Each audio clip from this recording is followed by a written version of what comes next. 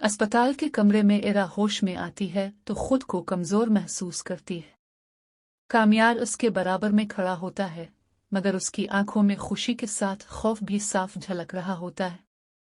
इरा उसकी हालत देखकर सब कुछ समझ जाती है, मगर खामोश रहती है। फलक आहिस्ता आवाज में इरा को इसके हमल के बारे में बताती है और इसे मुकम्मल आराम का मशवरा देती है।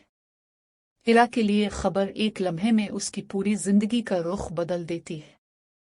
वो अपने हाथ पेट पर रखकर गहरी सोच में डूब जाती है।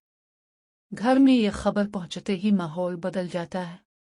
दादी अल्लाह का शुक्र अदा करती हैं और इरा के सर पर शफकत से हाथ रखती हैं, मगर नफीसा और फरीहा के चेहरों पर परेशानी साफ नजर आने लगती है। दोनों एक दूसरे को देखकर खामोश इशारों में बात करती हैं।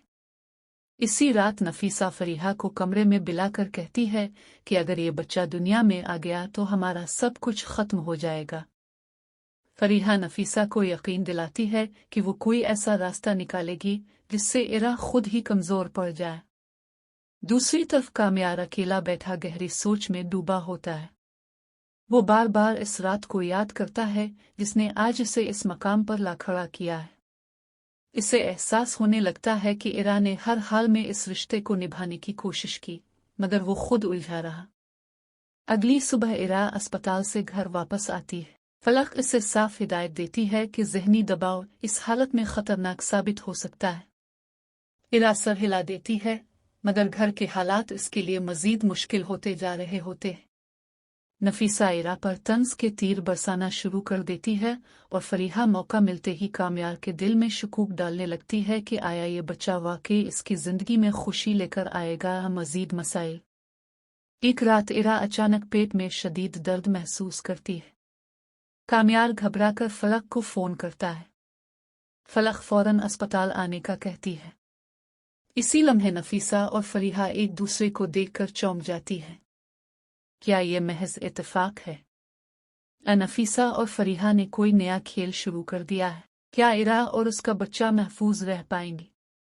ये दर्द किसी आने वाले तूफान की खबर है।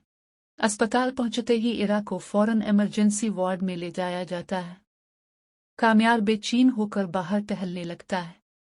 इसके जहन में बार बार फलक की बातें गूंज रही होती हैं कि इस हालत में मामूली सी लापरवाही भी नुकसानदेह हो सकती है। चंद लम्हों बाद फलक बाहर आती है। इसके चेहरे पर संजीदगी साफ नजर आ रही होती है। वो कामयार को बताती है कि वक्ती कमजोरी और शदीद जहनी दबाव की वजह से इरा को दर्द हुआ है, मगर फिलहाल बच्चा महफूज है। ये सुनकर कामयार सिक का सांस लेता है, मगर साथ ही इसके दिल में एक अजीब सा खौफ बैठ जाता है। घर वापसी पर कामयार का रवैया बदलना शुरू हो जाता है। वो इरा का खास ख्याल रखने लगता है, मगर इरा के दिल में अब भी बेयकीनी मौजूद होती है। इसे लगता है कि यह तवज्जो वक्ती है या वाकई कामयार बदल चुका है। वो फैसला नहीं कर पाती। दूसरी तरफ नफीसा और फरीहा की परेशानी बढ़ जाती है। फरीहा नफीसा को बताती है कि अब बराह रास्त कोई कदम उठाना खतरनाक हो सकता है। नफीसा गुस्से में कहती है कि अगर ये बच्चा आ गया तो सब कुछ इरा के हाथ में चला जाएगा। दोनों खामोशी से एक नया मंसूबा बनाने लगती हैं। अगले दिन फरीहा जानबूझकर इरा को तन्हा पाकर उसके जहन में खौफ डालती है। वो कहती है कि इस हालत में अक्सर औरतें अपनी जिम्मेदारियां नहीं निभा पाती और शौहर आहिस्ता आहिस्ता दूर हो जाते हैं। इरा के दिल में वसवसे जन्म लेने लगते हैं। इसी शाम कामयार इरा के कमरे में आता है। वो पहली बार खुलकर बात करने की कोशिश करता है। वो मान लेता है कि इससे बहुत सी गलतियां हुई, मगर इरा खामोश रहती है। इसकी खामोशी कामयार को अंदर से तोड़ने लगती है।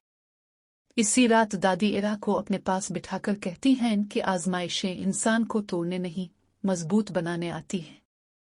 इरा की आंखों में आंसू आ जाते हैं, मगर वो अब भी किसी बड़े फैसले के दहाने पर खड़ी होती है। उधर नफीसा और फरीहा का मंसूबा आखिरी मरहले में दाखिल हो चुका होता है। वो फैसला कर लेती हैं कि इरा को ज़हनी तौर पर इस हद तक तोड़ दिया जाए कि वो खुद ही इस बच्चे से मुताल्लिक कोई सख्त फैसला कर बैठे। क्या इरा इन साजिशों को समझ पाएगी? क्या कामयार वक्त रहते नफीसा और फरीहा के असल चेहरे को पहचान लेगा? اب پھر ایک اور طوفان عراق کی زندگی اجاڑنے والا ہے۔